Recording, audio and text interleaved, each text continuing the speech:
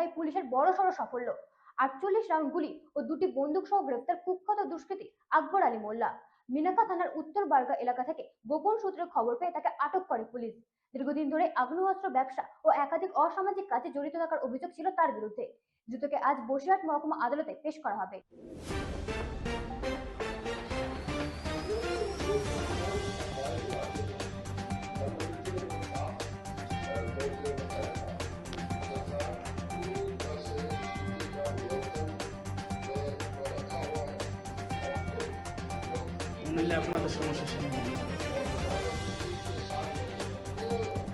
৪৮ round গুলি এবং 2টি বন্দুক সহ গ্রেফতার কুখ্যাত দুষ্কৃতী।